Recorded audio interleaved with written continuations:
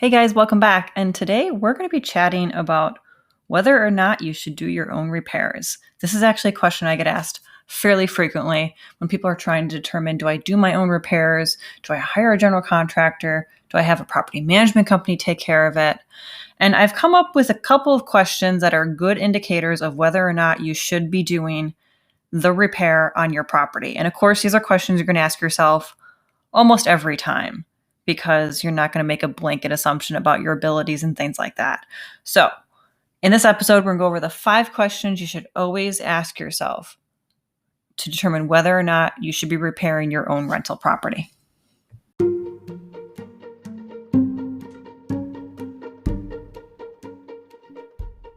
Building a real estate portfolio is as much about buying properties as being a de facto entrepreneur.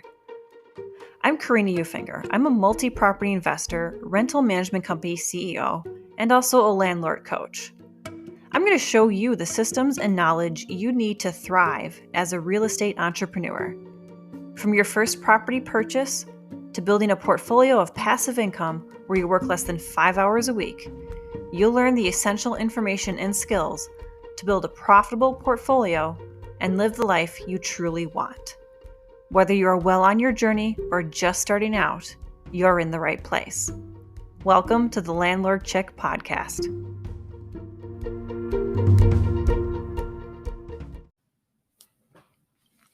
When we get a repair request from our tenants, probably our number one instinct is to do it ourselves. Because likely if we do pay ourselves, it's going to be less than we're going to pay a general contractor or maybe even the property management that they would charge us. So our first instinct is to always do it ourselves, but there's going to be instances where we shouldn't do them ourselves. And why that is can definitely vary. The first thing I always tell people to consider are what are the time constraints on your life? When a tenant gives us a repair, they're likely looking for something to be fixed fairly quickly. Now, I'm not talking instantaneously, like drop everything you're doing and go and fix their broken doorknob. But generally speaking, they like to see things repaired and addressed within, 48, 72 hours. If you can't meet a guideline like that, if you can only do maybe work orders on the weekend when you don't have your 9-to-5 job or other commitments, things like that, this might be an indication that maybe you shouldn't be doing your repairs yourself.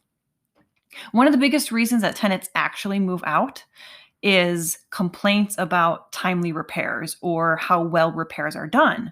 So when you consider whether or not to do it yourself, definitely consider the fact that many tenants move on from a property as a direct result of how maintenance is handled. So look at your time constraints and look at your life and say, can I effectively respond to a tenant's repair request within what would be a reasonable time frame? And it's best to put yourself in the tenant's shoes. So actually sit there and think, if my light fixture was broken in a bedroom, would I be okay waiting 5 days for someone to come and fix it? Or would I want it done quicker? Put yourself in their shoes and figure out, would you be okay with that timeline? If you're not okay with that timeline, then chances are this is an indication you need to start creating a network of people that you can call and get repairs done. The second question you should always consider is, do you have the knowledge?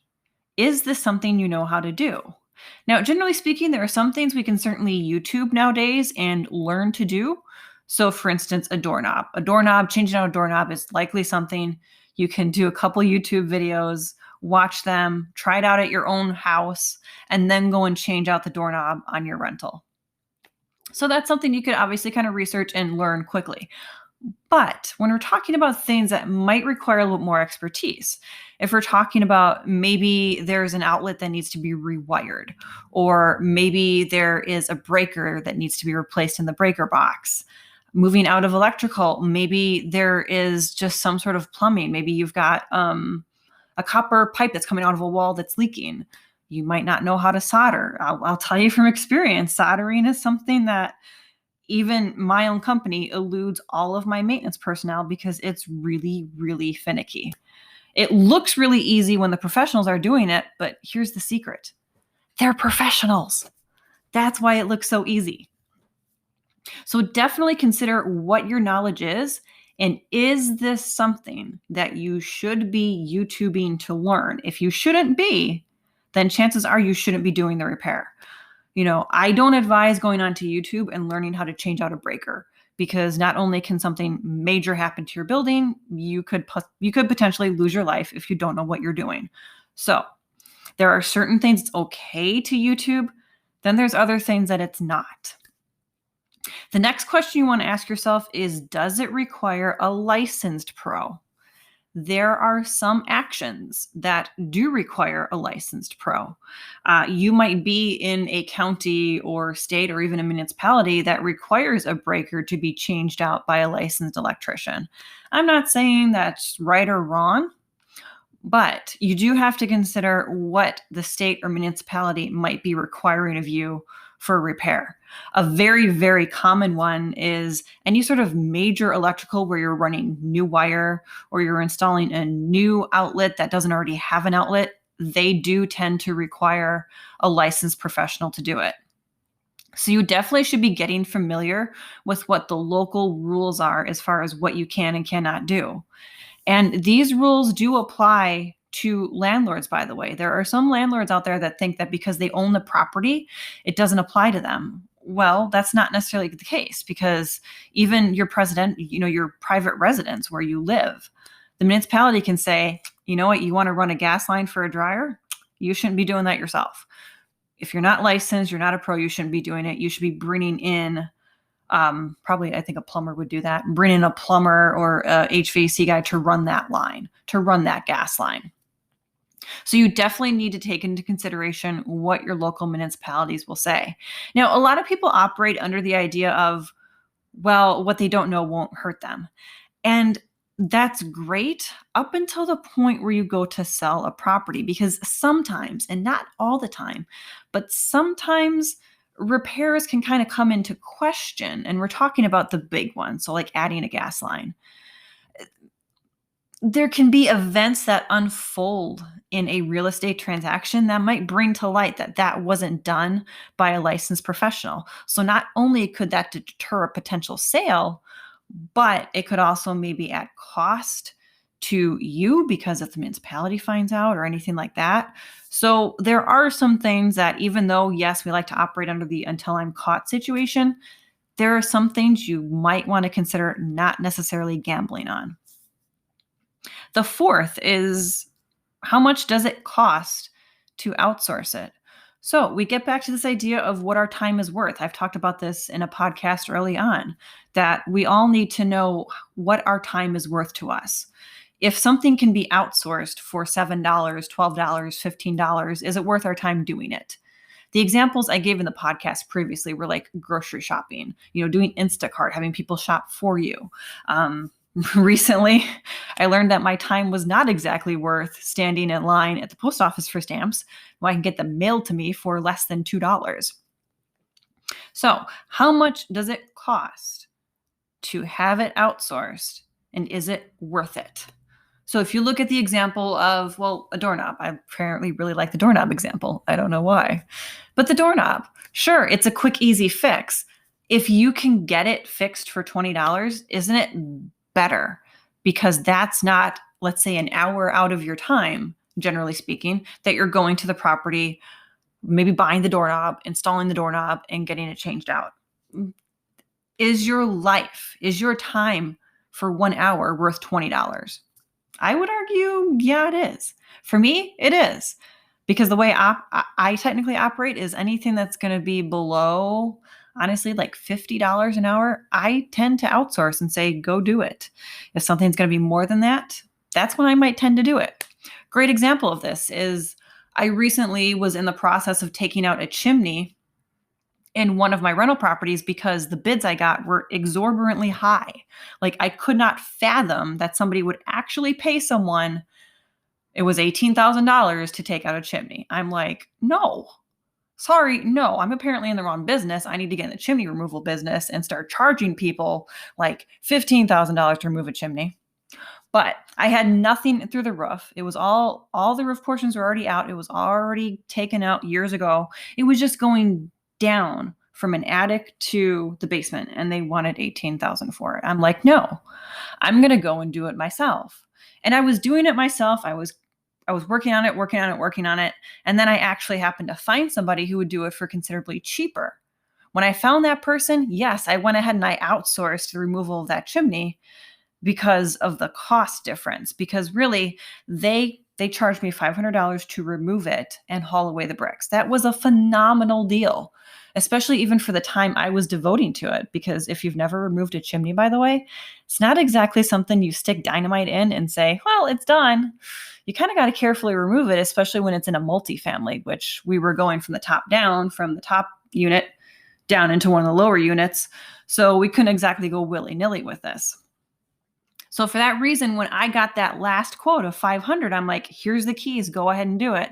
Because I know my time is worth much more than the 500 I'm going to spend 60 hours removing this chimney.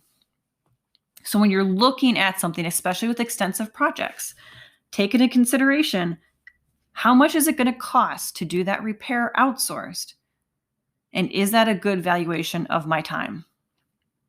Another good example of one is removing drywall. So I had this 60s drywall in a unit that had to get removed because it's finally just peeling too much. And yes, I could have spent the 5-6 hours of my time to do it, but I decided, you know what, I have a maintenance staff to do this.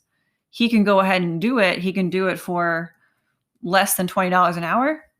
Go ahead and do it. Get this off of my plate and get it done with. Now, the final question, and this is one that I don't necessarily advise asking yourself a lot, but the next question is, should or can the tenant fix it? Now, of course, the should or can, this varies dramatically. There's a lot of different philosophies in real estate about what is the tenant's responsibility versus what is not the tenant's responsibility. And some of this can actually be controlled by your state laws. Here in Wisconsin, it seems kind of vague, but in another way, it's not. So in our state statutes, there's a statute that says that a tenant can be responsible for repairs only for those that are nominal in consideration of the rent. So a tenant can only be held responsible for repairs that are nominal in relation to the amount of the rent charge. So if we break that down, what have we interpreted that to mean in Wisconsin? Well, we've interpreted that to mean that, hey, light bulbs, definitely your responsibility. That's a very, very common one. As a tiny, tiny side note, though, I actually own a property where we have cathedral ceilings, which means they're very tall ceilings. On those light fixtures, I actually don't have the tenants change them because that's obviously a little bit of a liability issue. So other than that, we leave the light bulbs to the tenants. There are actually landlords that go above and beyond that. You can add, well, doorknobs. Honestly, doorknobs become something that some people add onto that list of things the tenant is responsible for. Now, you do have to, again, consult your state statutes because there are states that actually say beyond light bulbs, a tenant cannot be responsible for anything. So you do have to go back and check your state statutes and determine whether or not this is something you can investigate doing. Generally speaking, you aren't going to have them do anything major. You're not going to have them replace a door. You're not going to have them, honestly, replace a faucet, in my opinion. You're certainly not going to have them replace a tub, anything like that. Because you still want to make sure that the average Joe tenant can complete this repair without completely screwing up your rental property. Because you might think, oh, well, it's their responsibility. I can sue them. If you've ever sued a tenant before, especially an ex-tenant for past due money, you know how hard it is to milk a cow that has no milk. So don't necessarily think that, oh, because it's tenant's responsibility, I can sue them and I'll get money that way. Don't use that as your blanket catch statement there, because it's probably not going to work out for you. But there are certain things that you can have the tenant do. So light bulbs, batteries. Some landlords I do know have them responsible for their shower heads, have them responsible for their blinds. Have them responsible for, like I said, doorknobs. Stuff like that is kind of common. I do not recommend that you have them responsible for anything involving electrical, because again, you could have a tenant who maybe was not raised on the smart side of the tracks and electrocutes themselves installing the light switch because they didn't turn off the breaker, or because when they turned it on, they did something horribly wrong and managed to create a spark. So I don't recommend you leaving anything electrical with the tenant. And for sort of the same reason, plumbing. You don't want them sort of taking apart their kitchen sink beneath it and try and get out a clog, because what happens if they don't put it together properly and then it's leaking and they never tell you about it or they don't discover it? Suddenly you've got huge water damage beneath the cabinet. So there are certain things that I just don't recommend you leave with the responsibility of the tenant. So that's the 5 questions that I believe every landlord should be asking themselves about repairs. So number 1, do you have the time? Is there literally the time in your schedule to address the tenant's concern in what would be considered a reasonable amount of time? And remember to ask yourself, if I was okay with my light fixture not being fixed until 5 days from now, 4 days from now, whenever you can get to it. Question number 2, do you have the knowledge? And if you don't, is this something you should logically be getting from YouTube or not? So anything regarding electrical, again, if you don't know it, outsource it. There's too much that can go wrong. Does it require a licensed pro? Does your municipality have rules regarding when a licensed professional is needed? Again, we're talking about running new electrical lines, maybe running new gas line, maybe replacing a breaker. But you need to consult your local statutes. Question number 4, how much does it cost and is it worth your time? So getting back to the time valuation, how much is your time worth? Is it worth going to your property and, let's see here, changing the blinds when they're broken? Or are you better off just finding someone who can do it for inexpensive and having them do it? And then question number 5 is this or can this be something that the tenant is responsible for? And of course, my whole diatribe on that was making sure you can do it per your state statutes, because here in Wisconsin, we are limited to what the tenant can be responsible for. And also realizing that there are just some things it doesn't make sense for the tenant to be responsible for the safety of your property. I hope that answered your questions about whether or not you should do your own maintenance items. Eventually, you will probably get to the point, if you're building your portfolio, that the first question, do you have the time, will be the biggest determining factor as to whether or not you do your own repairs. Now, if you have decided that you can't do this repair or that you shouldn't be doing repairs, now is the time to start building your network. I always encourage people to start building their network before the need actually arises. So you want to develop these relationships now so that when you need something, they're quick to respond and get you taken care of. So go out there and find your HVAC guy now. Go out there and find your plumbing guy. Find your GC. Find your roofer. Find these people. Start building these relationships before you need them.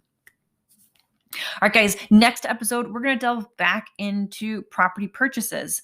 Because this is something I'm actively doing this year, I'm going to sort of bring you along my journey as I go through the various stages, and I'm going to be tailoring some of our episodes towards property purchasing and particularly into what avenue of it I am getting involved in at that moment. I hope you guys have a great week, and I will see you next time.